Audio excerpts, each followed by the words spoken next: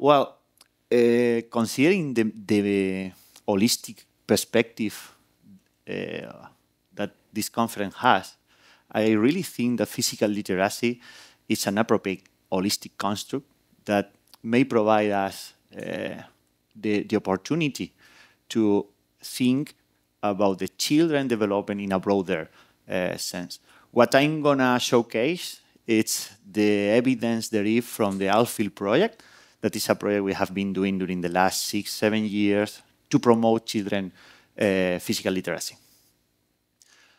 In 2017, we received a mandate from our regional government stakeholders. They would like to promote children physical literacy.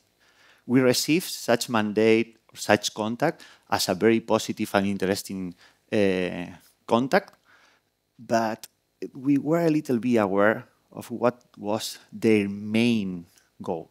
So we humbly asked them why they would like to do that, because at this time, few people knew such novel concept in Spain. Not unfortunately, but logically, they would like to decrease the high percentages of overweight and obese children. We don't win so many things, but we are the second in the ranking in Europe of obesity in childhood. So that's a pity. Well, we try to discuss with them that physical literacy is not only physical, it must be seen as a journey for children appropriate development. And they would like to develop such promotion in the school setting. So we had many meetings with them, try to fix or to merge our points. Different strategies were used, and one of them was a physical literacy mini test. It was very, very fun to discuss with the stakeholders different aspects that they maybe in our society we assume, but are not well described. Many questions were highlighted. For instance, here you have I really like number 3, because in general, the recommendations for physical activity are mainly focused in the volume, 60 minutes of moderate vigorous physical activity. That is good, but what happened with the experiences? What happened with children enjoying or not when they do physical education, physical activity, and so on? Their interest. Well, it has been wonderful to see the different speeches and presentations yesterday, because many aspects have been already discussed. Well, I'm not going to examine you, and I promise I will provide the answer at the end of the presentation. What we knew that our society, at least in Spain, was becoming more sedentary, with some issues related to, of course, the physical, but also the behavioral and the mental health. It was alarming. A little bit common in the secondary school, but start to appear in primary schools with some annoying behaviors by the children. The teacher expressed that they don't have enough resources to try to change such conditions and such environment. Even they highlight that some children seem to spend so many time on the screen, and they don't have good sleep. Well, it's not only for the children. We must also self-criticize ourselves. We are a developed country, or in general in Europe, we have a good knowledge. We are in a period of the history with we had the opportunity to get contact with other colleagues. We know what is supposed to be done, but we don't really know. We don't really do. I mean, we know that we should go to sleep 7-8 hours, but I'm sure that the majority of us don't sleep such amount of time. Or we must limit our screen time, and we are all the day working or checking our social media. So something broad should be developed trying to change such an environment. At this time, as it was already introduced, we were working with the conceptual model of motor development, where an association between motor competence and physical activity exists. As children age, this association is mediated by perceived motor competence and physical fitness, and it may generate a spiral of engagement that may result in positive aspects of health, like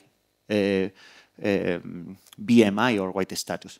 But the spiral may also decrease, lacking such association.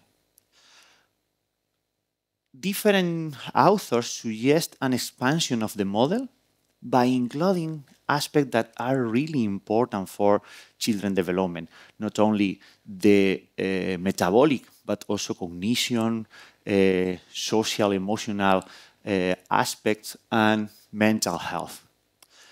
A very recent systematic review established, confirmed the importance of such factors and also the role of the context. As our stakeholder would like to promote physical literacy in the school setting, we needed to understand all these aspects that may moderate the associations. And it was nice because then we aligned with the conclusion of this systematic review.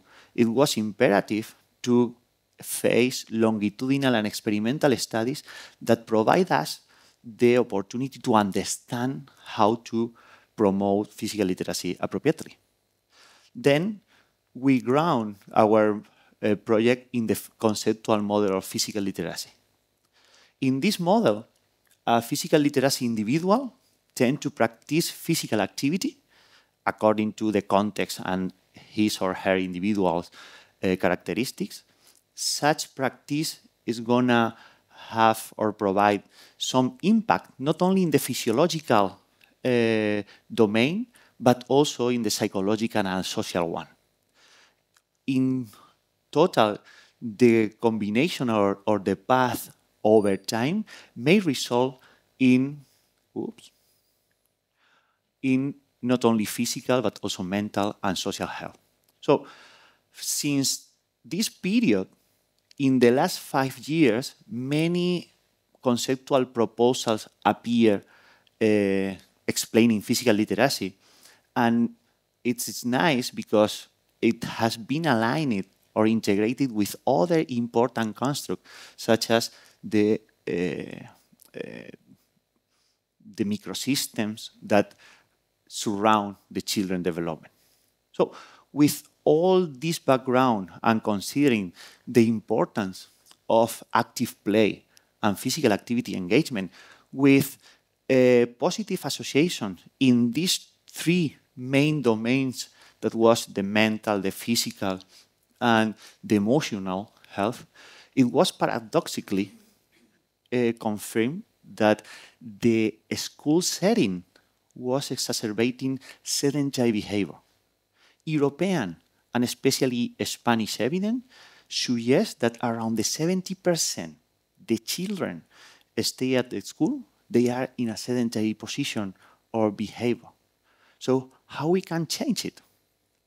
Our proposal was very connected or well related to the creating active school framework. It was a proposal to develop a whole school physical activity system where in the top half we can consider, or we must consider, it is postulated that we must consider all the national and international educational systems, the teachers' training, the characteristics, and the motivations we can include for make the children more active within the school setting. And as we go down, we can recognize different significant others that may promote and support the children in such active behavior and the context where we can do. So in line with the CIAPSE proposal for the curriculum in active behavior, we were working with school leaders, teachers, and their own children to create what we could call movement-based pedagogies, not only in physical education, but also in non-PE subjects. We wanted to integrate movement as an intrinsic part of their education.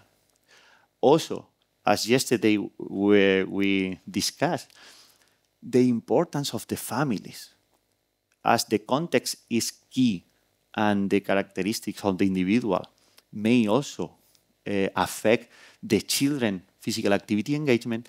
We just share with the families recommendations for them to consider their leisure as an opportunity for providing the children nice experiences in terms of physical activity. So it was just recommendations, suggestions, and ideas for them to create such supportive physical activity environment.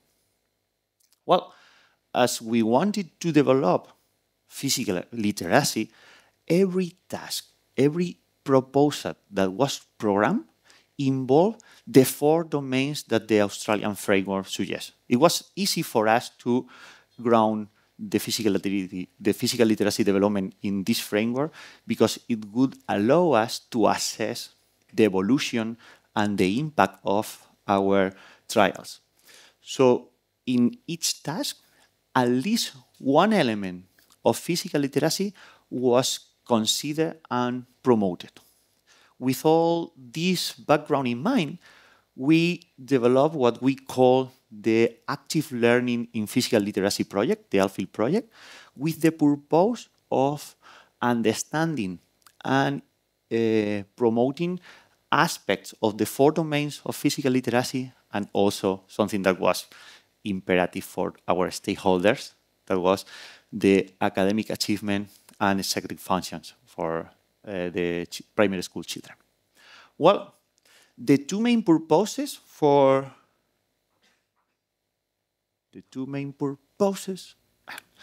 the project was, on the one hand, to examine the association between the elements of physical literacy longitudinally, because we need to understand how they evolve, and also to conduct, prepare, and examine the effects of school or classroom-based interventions.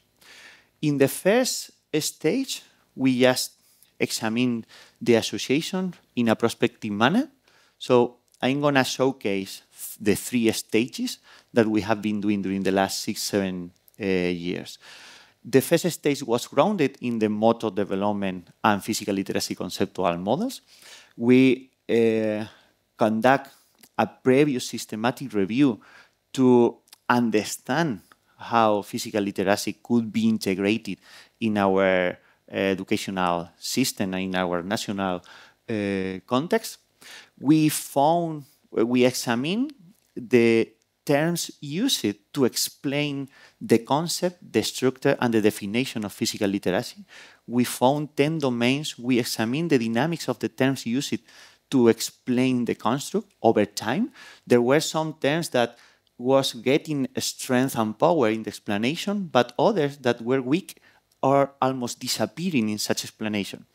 So with such dynamics, we analyzed the network between the terms, and we found like 2 main aspects that were important.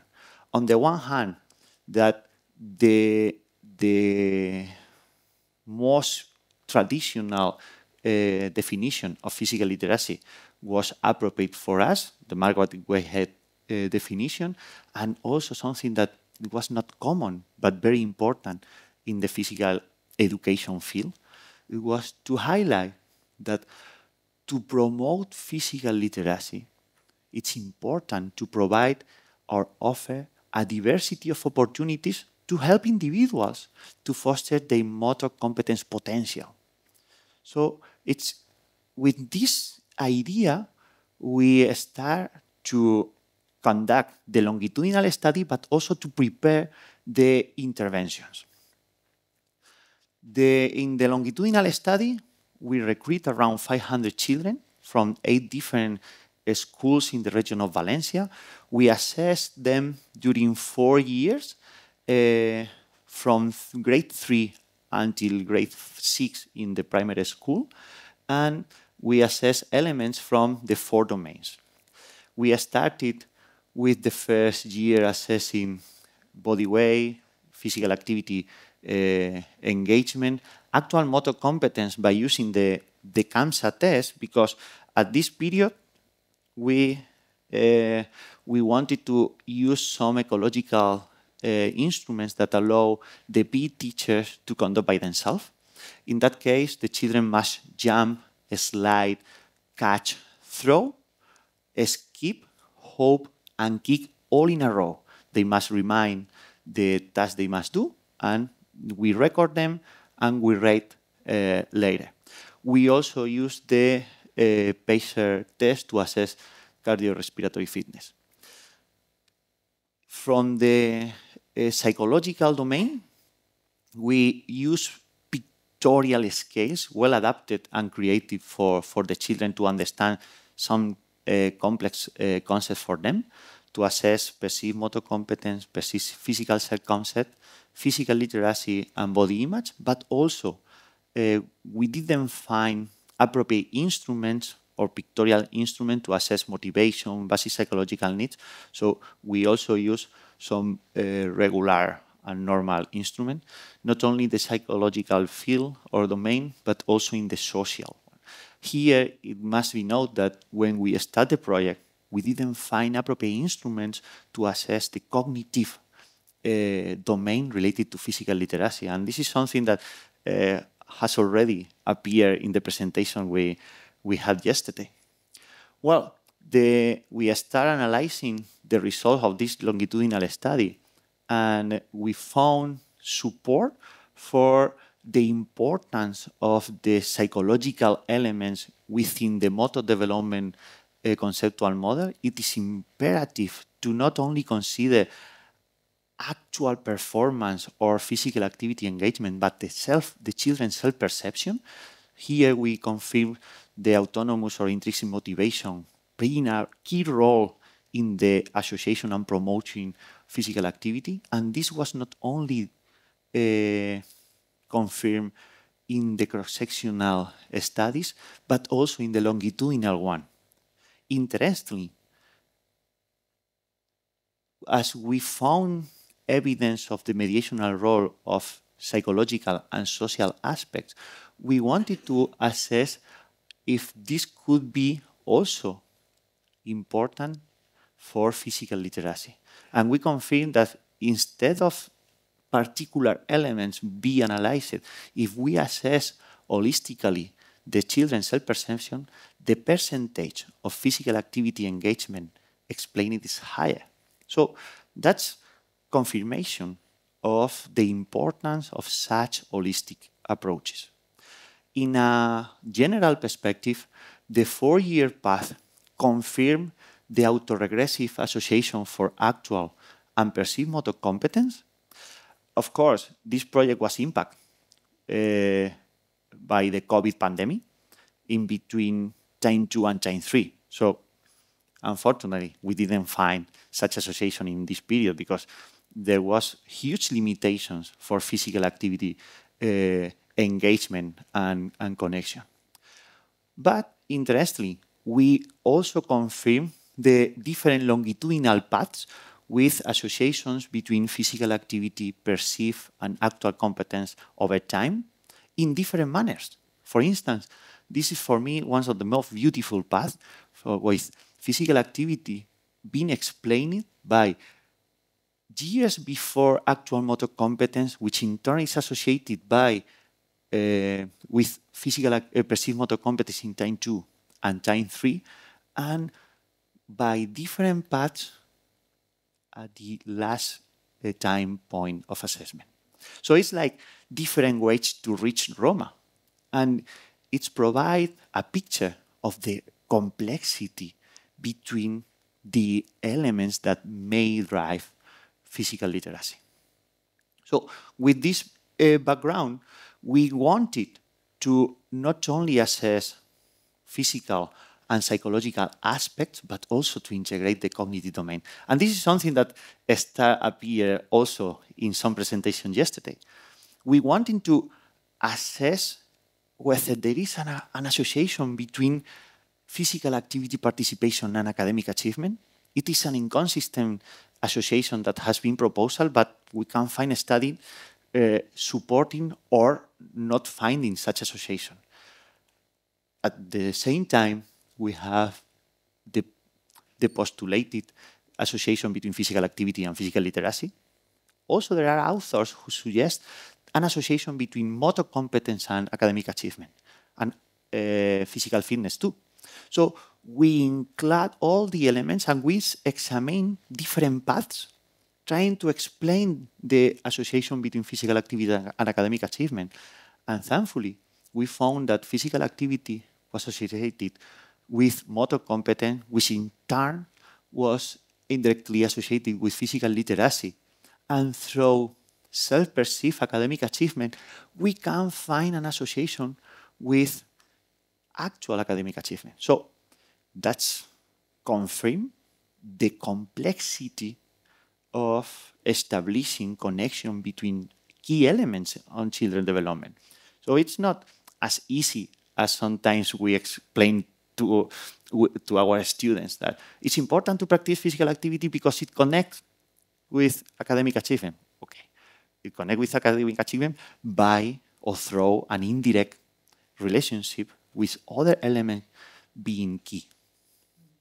Well, so having all this background, we start the experimental phase. We move to the what we call the Alfield intervention 1.0. It was grounded not only in the conceptual model of physical literacy, but also in the safety principles.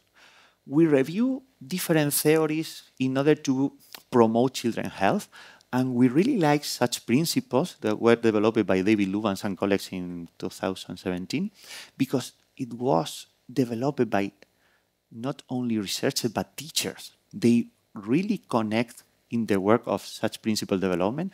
So every proposal that consider elements from the 4 domains of physical literacy also just include the safety principle. So trying to be supportive enough, making the children perceive fair when they do the activities with autonomy, and trying to make them fun during the movement.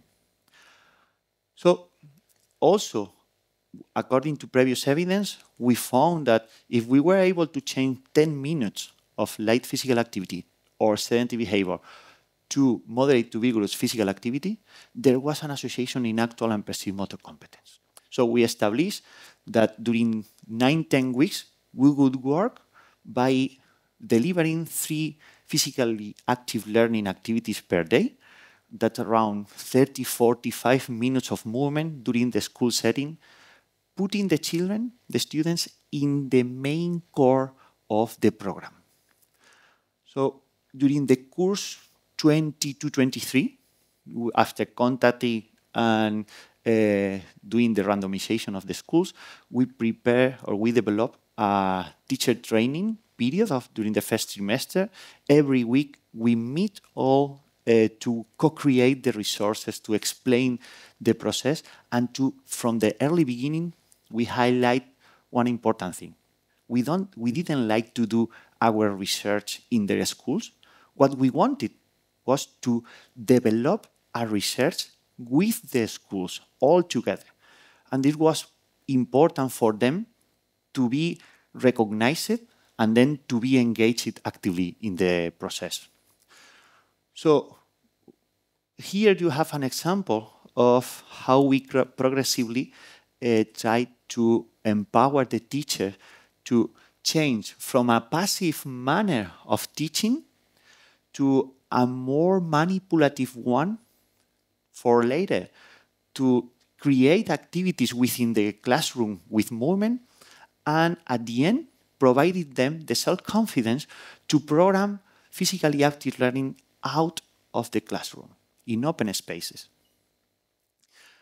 every teacher create their own sheet with the activities, and once we discuss it, what we did was to provide them ideas and proposals to foster the safety principles. Once they try to implement and integrate such proposals, we just practice. Here you have some one video of the teacher just having the experience of the activities.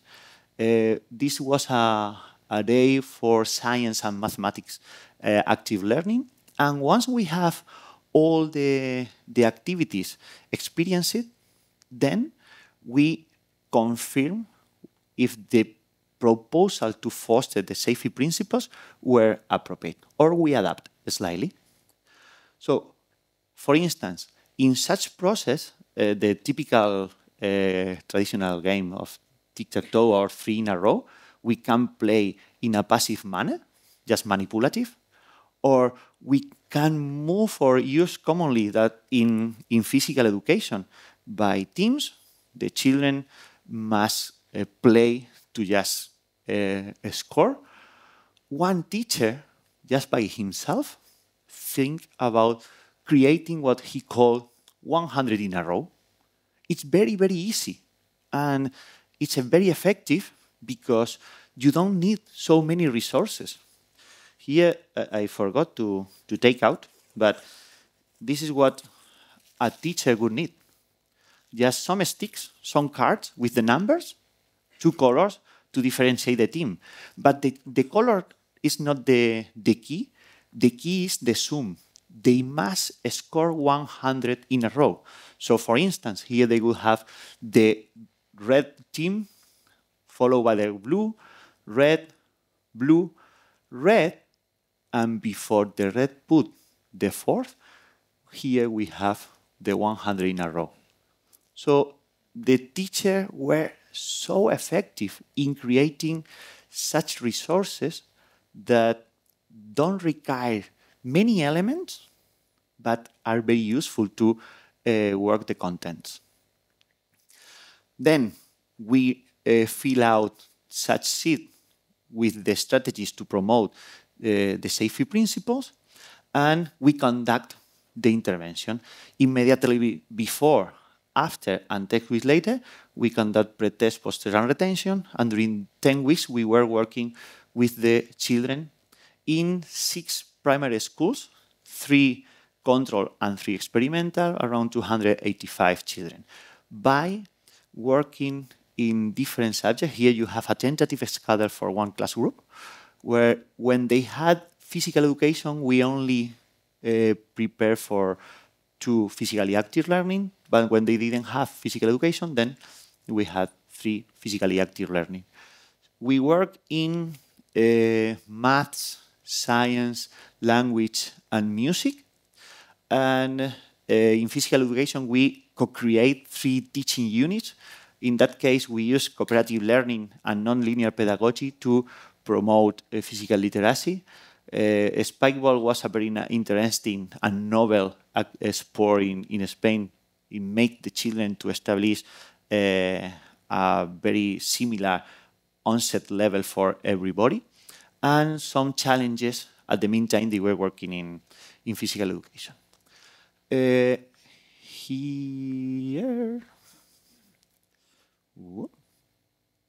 Here you have some examples of the children working in the classroom or in the gym.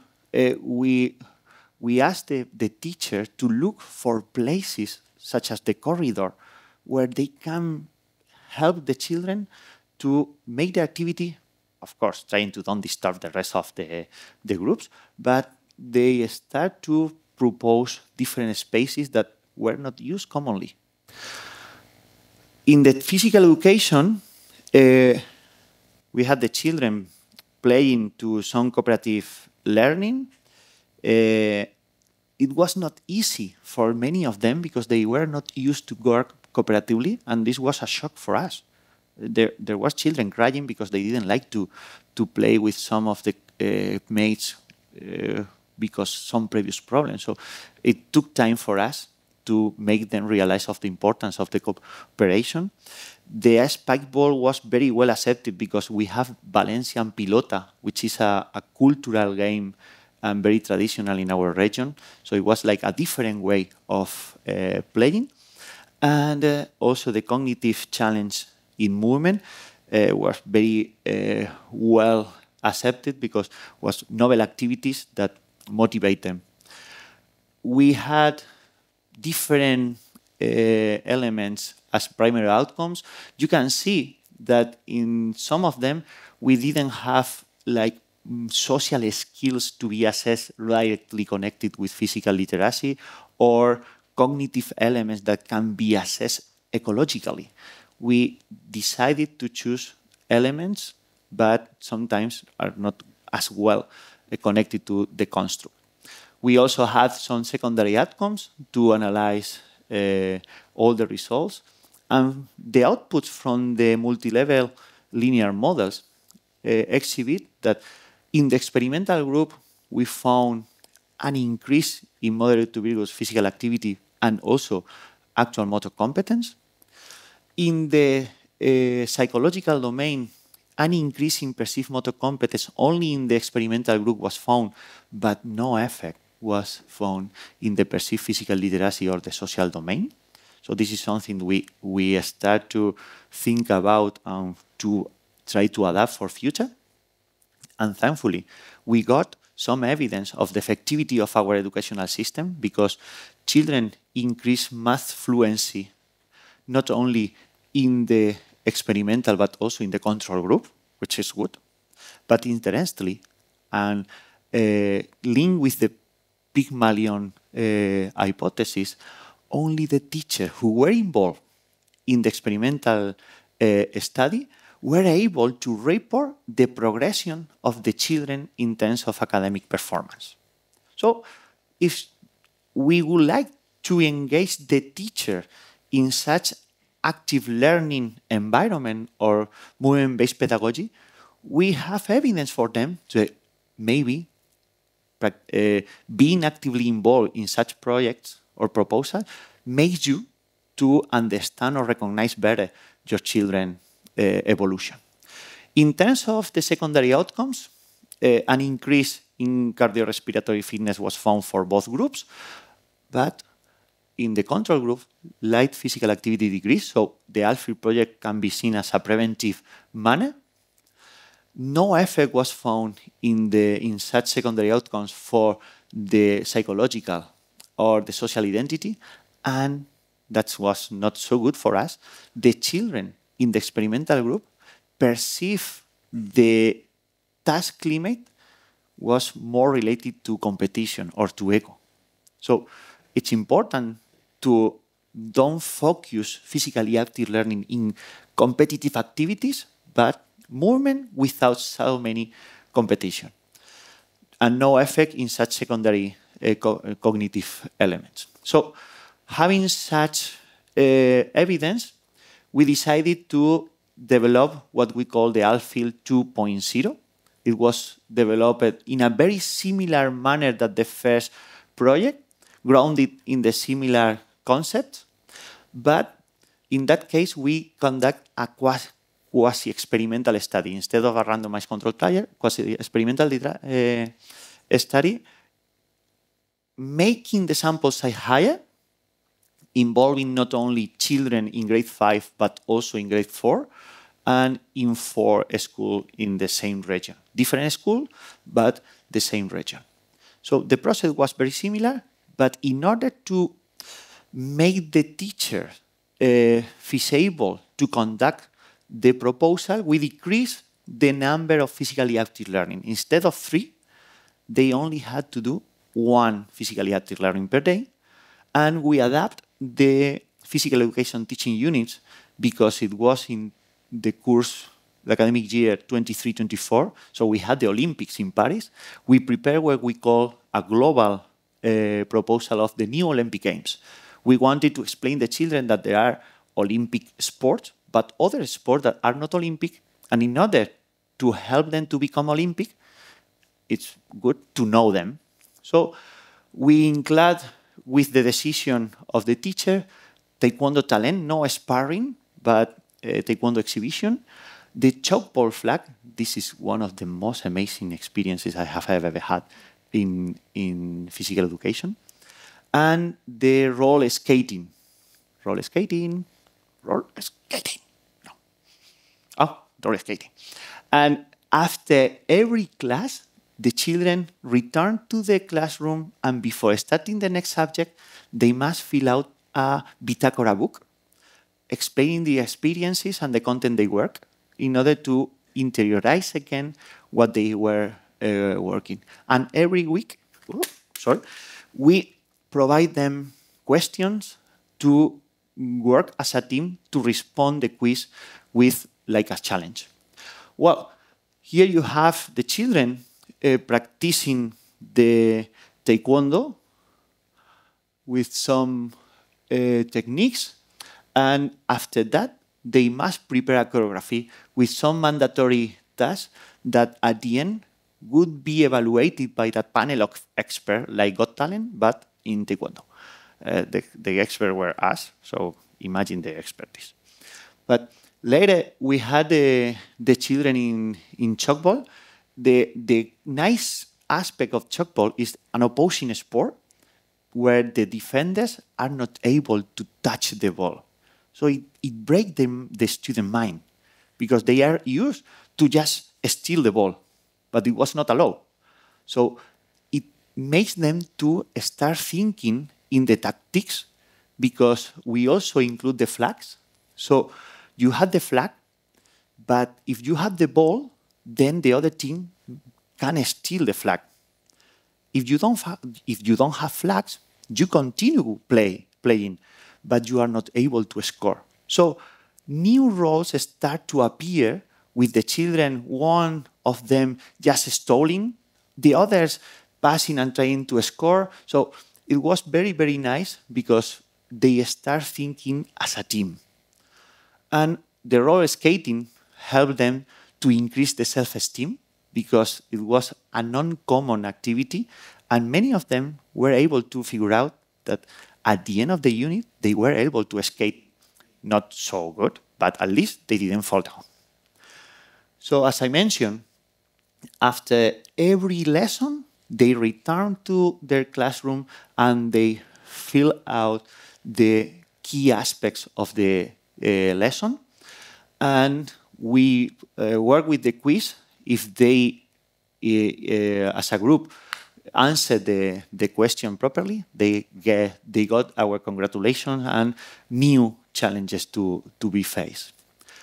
Well, the results of this second phase confirm an evolution in both groups for actual motor competence and physical fitness. No effect in moderate to vigorous physical activity, but if we accurate the analysis for the school setting, we find that some differences appear and increase after the intervention for moderate vigorous physical activity. For light physical activity, as movement behavior is isotemporal, it also helped to decrease sedentary behavior. So the teachers were able to create such atmosphere to promote physical activity engagement. In terms of the cognitive domain, we also support, as in the first version, the increase in math fluency. The enjoyment tends to decrease over time for both groups, but being lower the degree of enjoyment in the control group and higher the level of boredom.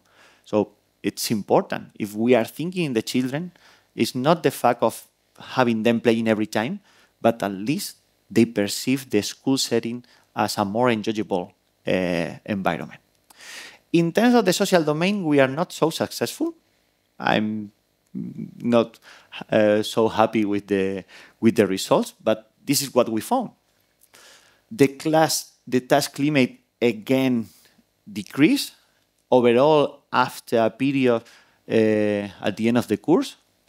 The even the ego climate was higher for the class, for the control group, there are also high levels at the beginning. And the social identity just decreased for the control group. So the trial may prevent such social decline. In global, perceived physical literacy didn't change, but in the physical domain, a decrease in the control group that doesn't appear in the experimental one, an increase in both groups in the psychological domain that was also accompanied by an increase in perceived motor competence for the experimental group. Also, high differences between both groups in the post-test for basic psychological need in autonomy. And another, again, in the social perception, the relatedness decreased in both groups. So the social domain is a real challenge for us. We need to find new strategies, maybe social emotional aspects, that allow us to help children development. Similar to the previous project, only the teachers who were involved in the experimental proposal were able to see or to report the children progression in academic performance. So in general, with these two interventions, we can confirm that we are able to promote physical and cognitive aspects of physical literacy or children development. We can promote psychological aspects in a lower effect, but we don't have such clear improvement in the social domain. There are many aspects to discuss or to think about, but what we had is a confirmation of the actual complexity, how complex it is to promote a construct that involves so many elements from different domains. We suggest an analogy like the Rubik cube. If we imagine such cube, if we promote one element or elements from one domain, it's like we change the elements, and we don't only impact the elements, but the connection with the rest of elements in the cube.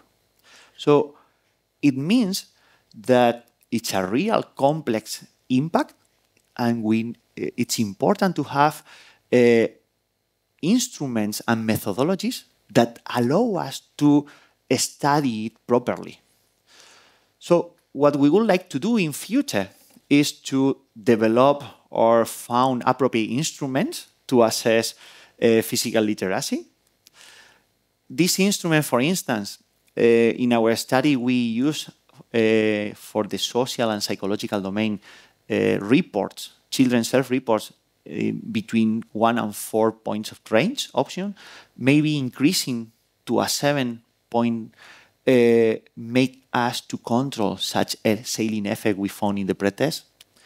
It's also important to control or to understand and examine the mediator role, the moderator role of the families, because they can impact dramatically the children's development, and it's good for the children to help the families to understand and offer appropriate physical activity opportunities. And our intervention were limited to 10 weeks. Maybe for the social domain especially, we need longer periods of studies with experimental trials. So that's what we would like to do, and I'm very happy to be able to inform that our government continue to support us, and we are going to start during this month a new phase, the Alfield 3.0, starting in grade 1 and 2, in order to screen them during the primary school for understanding how we can promote physical literacy during longer periods. Such huge amount of work has been done thanks to a great research team. I'm super lucky because I'm able to work with friends, and that's a fantastic opportunity. Mainly they are from Valencia, in the east side of Spain, and also supported by colleagues from around the world that are very, very nice. Lisa Barnett, Clarice Martin, Katrina Peche, and Jaime Carcamo from Chile. So thank you very much for your understanding. Here you have the answer for the mini test if you would like to use with your students, stakeholders, and so on. At the beginning, we were not so confident to share such mini tests with the stakeholder, but it was very, very useful. Sometimes it's good to put everybody at the same level and discuss face-to-face. Thank you very much for your attention, and looking forward to your question.